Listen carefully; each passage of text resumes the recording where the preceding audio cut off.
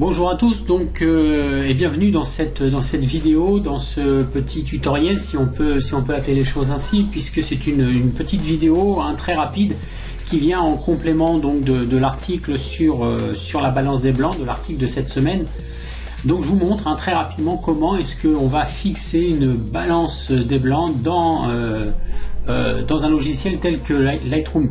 Alors Lightroom n'est pas une obligation, bien entendu, ça peut être un logiciel du même type, ce qu'on appelle un dérotiseur, un logiciel donc qui lit les fichiers RAW et qui vous permet donc de travailler dessus.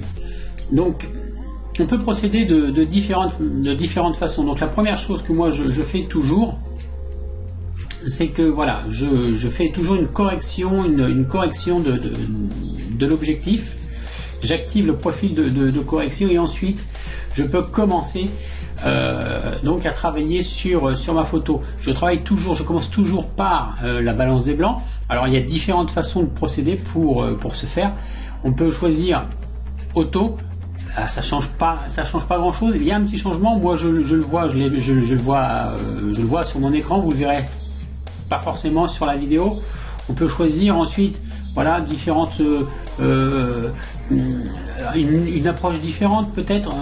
On peut vouloir quelque chose de peut-être beaucoup plus chaud, beaucoup plus froid, comme ici par exemple, vous voyez. Sinon bon, on peut aussi opter pour l'usage de cette pipette là dans Lightroom. Alors ça c'est imparable, il vous suffit de choisir une zone qui est à peu près blanche ou idéalement qui soit un peu grise comme ici, vous voyez. Donc si je prends une zone blanche, là, voilà, il m'a réglé donc il m'a réglé automatiquement la balance des blancs, eh bien selon en lui indiquant que le point blanc se situait donc était là où j'avais cliqué, que la valeur du point blanc correspondait donc à l'endroit où j'avais cliqué, correspondait à la valeur du point blanc. Donc à partir de ce point blanc là, il a déterminé la balance des blancs. Si maintenant je clique ici, voilà, j'ai quelque chose ici sur quelque chose de gris, voilà, j'ai quelque chose de plus réaliste déjà, Donc voilà comment vous pouvez effectivement fixer votre balance des blancs. Bon, moi je préfère les choses peut-être un petit peu, en règle générale, un peu plus chaudes, vous voyez.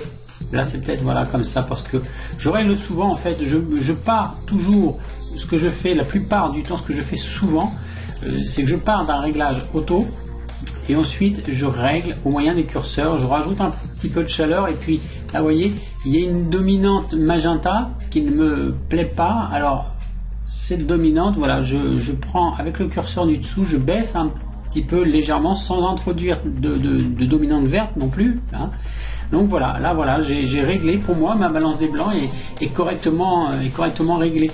Il est évident que on va pas systématiquement chercher à avoir une balance des blancs qui corresponde exactement à la réalité, sans aller chercher non plus jusqu'à chercher quelque chose de complètement décalé à chaque fois systématiquement, mais on peut voilà opter pour quelque chose d'un peu plus chaleureux là, comme c'est le cas, comme c'est le cas sur cette photo. Alors maintenant très rapidement, je vous montre aussi sur cette photo, quand on a par exemple quand on a le cas de deux ambiances, j'en parle dans l'article, quand on a deux ambiances lumineuses dans la photo. Bon, alors là sur celle-ci c'est pas le cas, mais vous allez voir, je vais vous montrer comment est-ce qu'on pratiquerait. C'est exactement le même principe. Donc alors première chose, bon, je vais activer, voilà, donc je regarde ici 70-300, c'était le Tamron, voilà. On va faire un petit recadrage aussi en essayant de mettre ça à peu près droit comme ceci. Voilà comme ceci, ça me plaît pas trop mal. Là-haut j'ai une toute petite pétouille, donc elle m'embête, je vais l'enlever. Bon, ça n'a rien à voir avec l'article, mais bon, voilà, on va essayer de faire les choses un petit peu correctement sans aller jusqu'à faire un développement complet. Donc là, même principe, hein, j'ai une mer qui est grise ici, donc je vais chercher. Alors, vous voyez, vous avez une fenêtre qui s'affiche donc avec les pixels à l'intérieur, donc ce qui va vous permettre de choisir si vous voulez vraiment essayer de trouver un gris clair, ouais, hop, ici. Et voilà ce qu'il me propose. Donc voilà, c'est un petit peu exagéré. Moi, je voudrais quelque chose de plus chaud et de moins vert. Donc on va aller plutôt, on va essayer comme ceci, non. Alors je vais lui demander de procéder automatiquement, là voilà. Et donc là effectivement on se retrouve effectivement avec une balance des blancs qui correspond à la scène, hein, telle que moi je l'ai dans mon souvenir. C'est une ambiance de fin de journée, hein, un coucher de soleil. Donc voilà, mais comme je le dis dans l'article, pourquoi ne pas opter, pourquoi ne pas opter pour quelque chose d'un petit peu là en décalage, justement, ce qui peut donner un effet assez intéressant. Alors maintenant, quand on a donc deux ambiances, imaginons que cette ambiance soit que l'on veuille conserver le bleu du ciel par exemple, mais que l'on veuille faire revenir de la chaleur sur l'eau, sur la mer.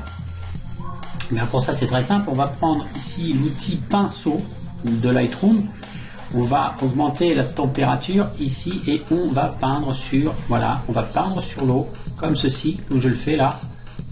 Hop, on va ramener tout simplement, on ramène, voilà, vous voyez, je joue que avec le curseur de température. Voilà, on ramène, effectivement, on va zoomer un petit peu là, on va zoomer, comme ceci. Eh bien, l'ambiance chaude que l'on avait donc au départ, hein, avant que l'on ne mette, que l'on ne change, que l'on opte pour une balance des blancs plus froide, une balance des blancs fluorescente, hein. Donc voilà, on va faire un petit peu le tour du bateau, on va essayer d'améliorer la précision ici, voilà, parce que là on a un peu débordé, donc on va améliorer ceci, comme ceci, voilà. J'appuie donc sur la touche, vous voyez, j'appuie sur la touche Alt, hein, et je fais passer mon curseur, vous voyez, mon curseur devient, là, donc pour travailler, j'ai un plus, donc dans mon curseur, lorsque je peins avec ma nouvelle température de couleur, ma nouvelle température, hein, tout simplement, et si je veux donc enlever ce que j'ai appliqué, j'appuie sur la touche Alt, mon curseur se transforme donc toujours le même curseur, mais à l'intérieur j'ai un moins qui me signale effectivement que donc là je suis en mode soustraction. Donc, on continue pour avoir quelque chose, hein, je vous fais ça rapidement bien entendu, mais vous avez compris le principe, hein, voilà, donc ce sera exactement le même principe. Donc si vous vous retrouvez avec une image où vous voulez conserver les deux ambiances, deux ou trois ou plus, hein, ambiances lumineuses qui pourraient se retrouver donc dans une photographie. Voilà, ce sera exactement le même principe donc, hein. Donc voilà. Et donc voilà, on a notre ciel qui lui est resté parfaitement bleu. Donc comprenez bien qu'il s'agit là du principe, hein, c'est ce que je vous fais voir, hein. On a donc notre ciel qui est resté parfaitement bleu, et donc on a fait revenir notre ambiance chaleureuse, notre ambiance de coucher de soleil, de fin de journée sur l'eau, donc autour du bateau. Donc voilà, c'est tout, c'est terminé pour cette vidéo, une courte vidéo, mais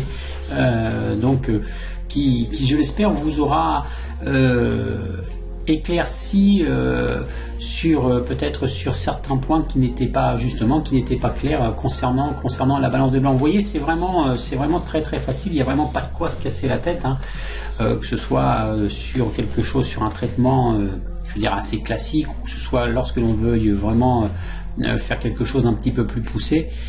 Voilà, c'est vraiment pas compliqué. Donc je travaille sur des fichiers RAW, hein, ici donc RAF c'est un RAW Fuji, et ici NEF c'est un RAW Nikon, donc, hein. Donc ce que je viens de vous faire voir par exemple, notamment surtout sur cette photo là, vous le ferez pas, ou alors si vous le ferez sur un fichier, sur un JPEG, mais avec en risquant de dégrader fortement l'image, hein. Donc voilà, merci d'avoir suivi ce tuto. N'hésitez pas, surtout, laissez des commentaires. C'est toujours le bienvenu, même si vous n'avez pas spécialement des questions à poser, mais pour encourager, ou même pour peut-être si vous avez des critiques ou des avis à émettre, hein. Tous les avis sont bons, hein. Il n'y a vraiment aucun souci.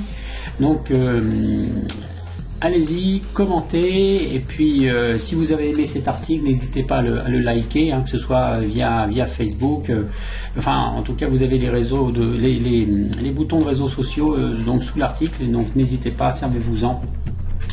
Voilà, moi je vous remercie et je vous dis à la prochaine pour de nouvelles aventures. Merci d'avoir suivi ce tuto, à la prochaine.